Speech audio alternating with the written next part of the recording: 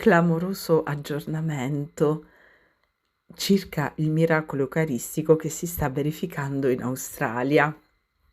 L'ostia si è trasformata nel volto di Gesù. Salve a tutti carissimi, oggi voglio darvi un aggiornamento sul miracolo eucaristico che si sta svolgendo in Australia, di cui vi ho parlato in un altro video che potete trovare sul canale. Vi faccio un breve riassunto. Il 16 aprile del 2023, nel giorno della festa della Divina Misericordia, nella chiesa di St. Paul Sunshine a Melbourne, in Australia, si stava svolgendo la Santa Messa. Vi stavano partecipando molti fedeli che stavano ricevendo l'Eucaristia dalle mani del sacerdote, quando a un certo punto, quando è toccato ad una signora ricevere la Santa Comunione, l'ostia purtroppo è caduta per terra. Prontamente la signora ha raccolto l'ostia, l'ha consegnata ad un accolito che a sua volta l'ha consegnata ad un sacerdote che l'ha posta in sacrestia in un'ampolla, in un bicchiere che contiene un'acqua particolare che serve per decomporre appunto l'ostia stessa, e quindi il sacerdote ha aspettato che l'ostia si decomponesse. A un certo punto, il 10° giorno, quando il sacerdote si è recato insomma a vedere a che punto fosse la decomposizione di quest'ostia, si è accorta che l'ostia aveva assunto le sembianze di una carne viva.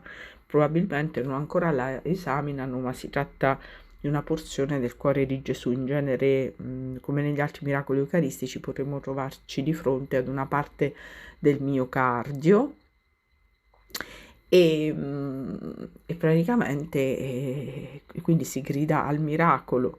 In genere, ecco, ogni volta che c'è una consacrazione di un'ostia, ci troviamo sempre di fronte al cuore di Gesù, realmente presente appunto nella particola, però si tratta di una trasformazione che non è visibile a occhio nudo, perché l'ostia rimane candida. Qua invece, come in altri miracoli eucaristici, l'ostia reca proprio anche nelle sembianze esterne, non solo nella sua essenza, la trasformazione nel cuore di Cristo. Ora, qual è l'aggiornamento che vi voglio dare?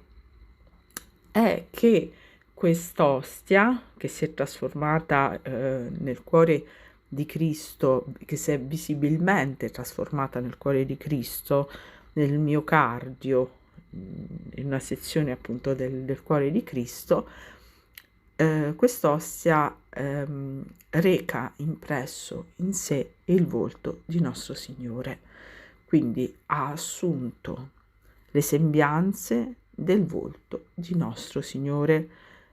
Il volto di nostro Signore è sofferente, sanguinante a causa dell'agonia. È veramente un qualcosa che commuove e ci lascia esterrefatti, e ci invita all'adorazione silenziosa, al silenzio, alla contemplazione e anche alla contrizione. Bene, vi lascio a queste straordinarie immagini che documentano la trasformazione dell'ostia nel volto di Gesù, e vi auguro che quanto è accaduto e la contemplazione di queste immagini possa arrecare alla vostra famiglia, alla vostra persona, una valanga di benedizioni. A presto carissimi. Kumbaya.